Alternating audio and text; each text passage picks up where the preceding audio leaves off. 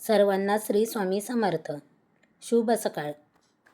आजच्या माझ्या एका छोट्याशा नवीन ब्लॉगमध्ये सर्वांचे अगदी मनापासून खूप खूप स्वागत करते. कालचा पूर्ण व्हिडिओ पाहिला त्याबद्दल धन्यवाद. आज जरा सकाळी लवकरच उठले होते, का तर आपल्या सर्व लेडीज ताईंना सणासुदीला लवकर उठून कामं आवरायची असतात. तसेच मला पण आवरायचे होते. नेहमीप्रमाणे मी लवकर उठले होते, कारण रोज मी लवकर उठत नाही बरं का ताईंनो. मला सकाळी उठण्याचा खूप कंटाळा येतो आणि तसंही आम्हाला झोपायला खूप लेट होतं.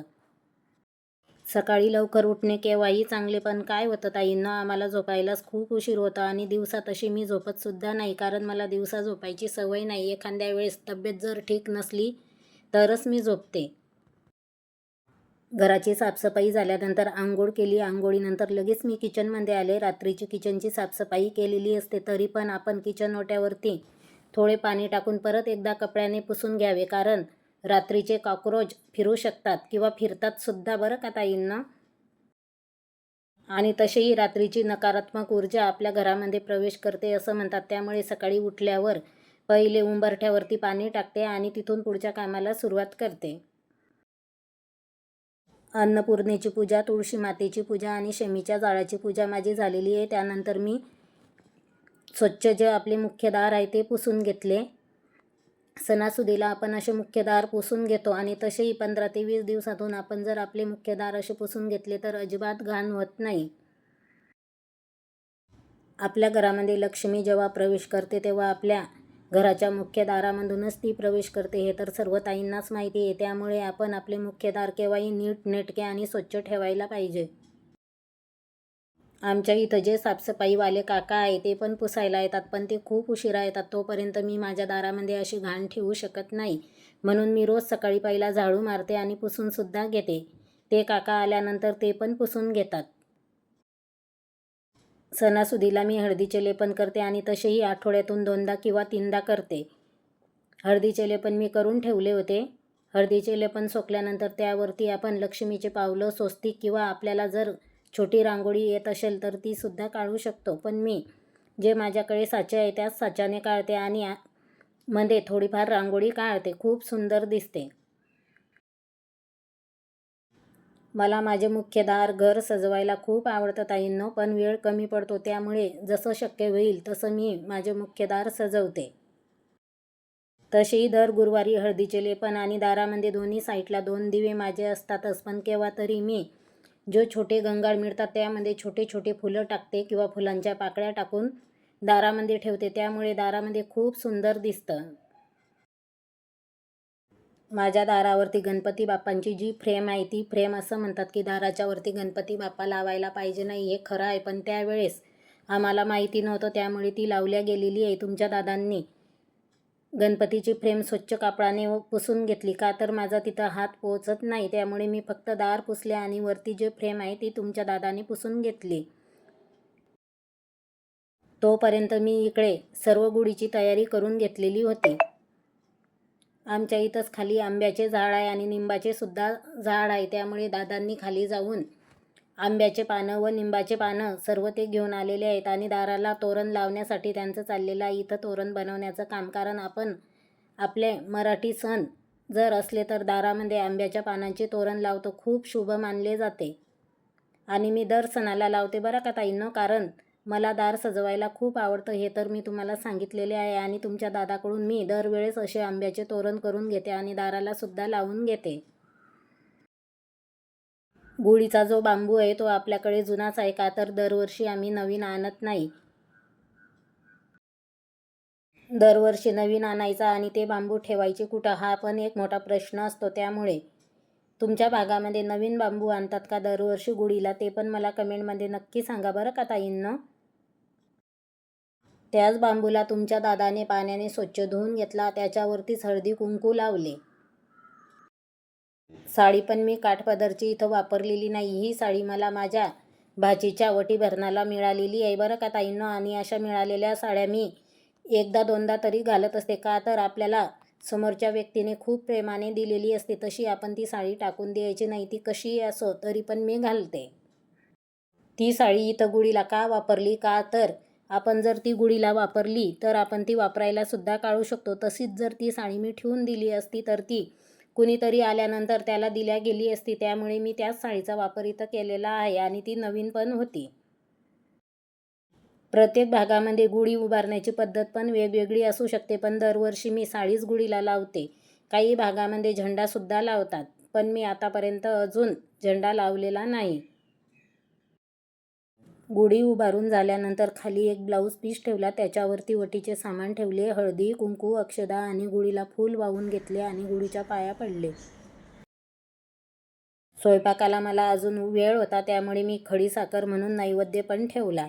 त्यानंतर तुमच्या दादांनी गुढीची आरती करून घेतली. सर्वांना श्री स्वामी समर्थ. गुढीपाडव्याच्या सर्व माझ्या यूट्यूब फॅमिलीला माझ्याकडून खूप खूप साऱ्या शुभेच्छा. चला, सकाळी सकाळी गुढी उभारून झालेली आहे. उंबरठ्याची पूजा पण माझी झालेली आहे. हळदीचे लेपन, रांगोळी, उंबरठ्याची पूजा आणि गुढीची पूजा सर्व झालेली आहे. आता देवपूजा करायला घेते. स्वामींना अभिषेक घालण्यासाठी दही, दूध, साखर, मध आणि गुलाबजल सर्व मी एकत्र केलेलं आहे.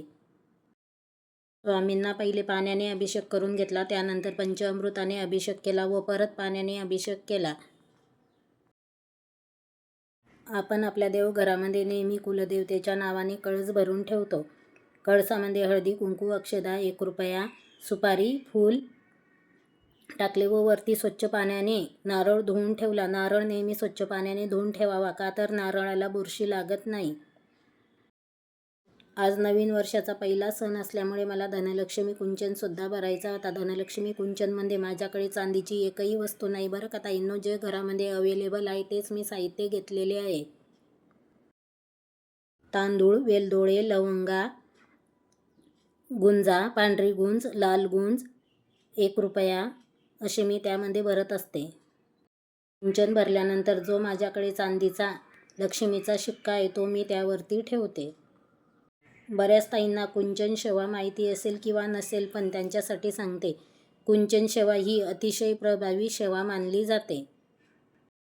आपल्या घरामध्ये सुख, समृद्धी व लक्ष्मीचा सदैव वास राहावा यासाठी धनलक्ष्मी कुंचन शेवा ही केली जाते. आपल्या सबस्क्रायबर फॅमिलीमध्ये कोणकोणत्या ताई कुंचन सेवा करतात ते पण मला कमेंटमध्ये नक्की सांगा. बऱ्याच ताईंना त्या सेवेचा अनुभवसुद्धा आलेला असणार आहे, पण आपण ही सेवा अनुभव येण्यासाठी मी करत नाही. का तर कुंचन सेवा केल्याने मला घरामध्ये प्रसन्न आणि खूप छान वाटतं. त्यासाठी मी ही सेवा करते. पण माझ्या बहिणीला या सेवेचे फळ खूप लवकर मिळालेले आहे, हा तिचा अनुभव आहे. देव सगळ्यांना एकदाच फळ देत नाही, कुणाला पहिले देतो किंवा कुणाला मागून देतो. पण तसे मी मनामध्ये काहीही ठरवलेले नाही, पण मला कुंचन सेवा करायला खूप आवडते. देवाची पूजा आपली झालेली आहे. स्वामी महाराजांना अभिषेक केला, का तर आज गुरुवार पण आहे आणि नवीन वर्ष पण आहे, त्यामुळे गुढी तर आपली सकाळीच उभारून झालेली आहे. चला ताईंना अजून स्वयंपाक करायचा आहे, पुढच्या कामाला सुरुवात करते. आणि देवघर बघा आपला आज किती सुंदर दिसतंय, खूप छान वाटतं आहे. आणि काल जो आपण मोगऱ्याच्या फुलांचा गजरा केलेला होता त्यामुळे तर घरामध्ये सुगंध खूप छान येतोय.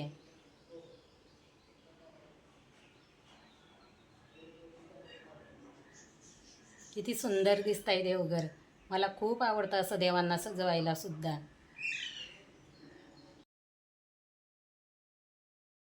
किचन वाट्यावरती तुम्हाला थोडासा पसारा दिसत असेल, का तर देवाची पूजा करत होते. गुढीसाठी काही बरंच सामान काढलं होतं, तांदूळ वगैरे, त्यामुळे किचन वाट्यावरती पसारा आहे. साडी चेंज करते आणि पुढच्या कामाला सुरुवात करते, कारण साडीमुळे काम करणं तर शक्य नाही आणि साड्या पण कामामध्ये खराब होतात. तेलाचे जर डाग पडले तर ते अजिबात निघत नाही.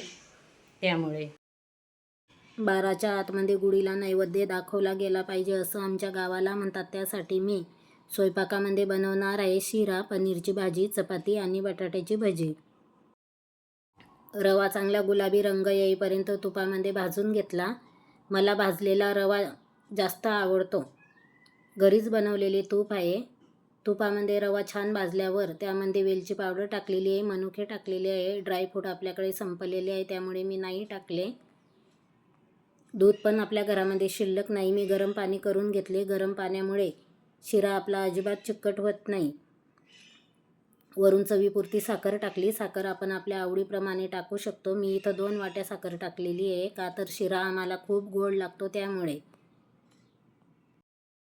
एका बाजूला शिऱ्याची कढई ठेवली होती आणि दुसऱ्या बाजूला पनीरसाठी जो आपण मसाला केलेला होता तो परतून घेतला. तोपर्यंत पनीरचे छोटे छोटे कापसुद्धा करून घेतले. पनीर मी भाजीमध्ये वरून टाकलेले आहे, अजिबात पनीर तळलेले नाही. आपण जर असे वरून पनीर टाकले तरी पण खूप मऊ होता आणि चवीला पण भाजी खूप छान होते. स्वयंपाक माझा झालेला आहे. देवाला नैवेद्य दाखवून दिला. मी नैवेद्यापुरत्याच पुऱ्या तळून घेतल्या, बाकी मी चपात्या केलेल्या आहे. का तर पुरी कोणी घरामध्ये जास्त खात नाही त्यासाठी.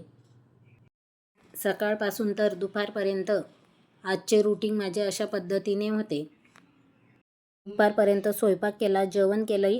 जेवण झाल्यानंतर आपल्याला घरामध्ये बरीच कामं असतात, तशीच मला पण होती. ती कामं आवरली आणि असं म्हणतात की संध्याकाळच्या आत गुढी उतारायला पाहिजे. हे जे टायमिंग आहे संध्याकाळचं टायमिंग आहे. तुमच्या दादाने गुढीला हळदी कुंकू लावले आणि आमच्याकडे गुढी उतारताना गुळाचा प्रसाद ठेवतात आणि नारळ फोडतात. पण माझ्याकडे गुळ पण शिल्लक नव्हता, का तर आपल्या माऊने गुळ पूर्ण सांडून टाकला होता. खाली सांडलेला गुळाचा प्रसाद म्हणून आपण असा देवाला देऊ शकत नाही, त्यामुळे मी नाही दिला, तो पूर्ण डस्टबिनमध्ये टाकून दिला. कसा वाटला ताईंनो तुम्हाला आजचा ब्लॉग? आजचा ब्लॉग इथंच संपवते. परत भेटू उद्याच्या नवीन ब्लॉगमध्ये.